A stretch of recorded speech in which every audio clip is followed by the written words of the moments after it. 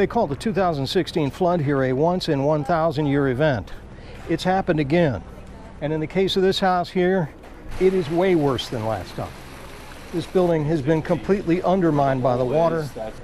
It may not stand. People here are in shock. So we're back just kind of sifting through everything, trying to find something. Were you afraid?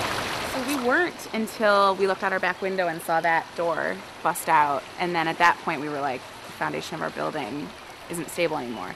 I mean, it happened so fast, there was nothing we could do.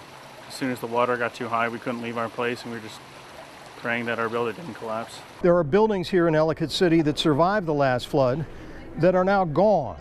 One is one local folks call the old courthouse, a tourist center at the upper parking lot here in town. One of the major roads into the town that survived last time is gone as well. Much of the brand new infrastructure that was built after the 2016 flood has been destroyed a second time. Things I'm seeing today are much worse than they were in 2016. There are still cars wrapped around telephone poles.